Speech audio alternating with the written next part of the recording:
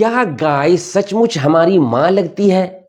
देखा जाता है कि हमारे हिंदू भाई गाय को गौ माता कहते हैं, मगर मुसलमान यानी हम लोग गाय को गौ माता नहीं कहते हैं। तो कोई बात नहीं, अगर हमारे हिंदू भाई गाय को गौ माता कहते हैं, हमें कोई तकलीफ नहीं है और किसी मुसलमान को तकलीफ नहीं होनी चाहिए, और हमें विश्वास भी है कि कोई भी मुसलमान इसे बुरा नहीं मानता।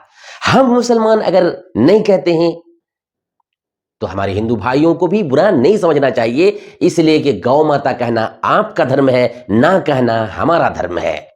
और संविधान में आपको भी छूट मिली है, हमें भी छूट मिली है। जैसे कि संविधान का आर्टिकल नंबर 25 में है right to freedom of religion, जो जिस तरह चाहे, जिस मजहब पर अमल करना चाहे कर सकते हैं। तो आप करें, कोई बात नहीं, हम ना कहें तो आपको भी बुरा नहीं समझना चाहिए, लेकिन आप कुछ बातें हमसे सुनते जाएं। हम मुसलमान गाय को गौ माता क्यों नहीं कहते? देखिए मेरे भाई, मां जो होती है, मां की शक्ल और मां के बच्चे की जो शक्ल है सेम एक तरह है। जैसे हम जिस तरह हैं, हमारी मां का जो जिस्म है, शरीर है, सेम उसी तरह है। 2 हाथ, उनके भी 2 हाथ, 2 पांव, हमारे भी 2 पांव, सर भी, चेहरा भी, बदन पे बाल नहीं है, हमारी मां के बदन में भी बाल नहीं है। तो सेम उसी तरह जैसे हम बिस्तर में सोते हैं, हमारी मां भी बिस्तर में सोती है, गोहाल में नहीं।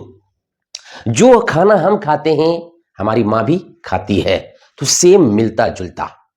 इसी तरह से परिवार, मां की बेटी बहन लगती है, मां की मां नानी लगती है, मां की सास दादी लगती है, मां का बाप नाना लगता है, मां का ससुर दादा लगता है, मां का पति बाप लगता है। इस तरह से रिश्तेदार चलता है।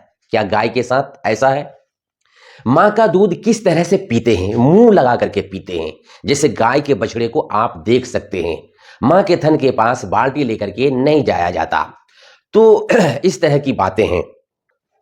तो इस तरह की बातें हैं जिसकी वजह से हम गाय को गौ माता नहीं कह सकते हैं, गाय को हम गाय ही कहते हैं हमारे धर्म के अनुसार। अगर आप कहते हैं तो हमें कोई तकलीफ नहीं है, हम अगर नहीं कहते हैं तो आपको भी बुरा नहीं समझना चाहिए, इसलिए कि हमारा और आपका धर्म अलग अलग है। इस वजह से हम अपनी जगह खुश रहें, आप अपनी जगह खुश रहें, और शांति के साथ जो है देश में जो है देश में रहें, बवाल वगैरह ना करें।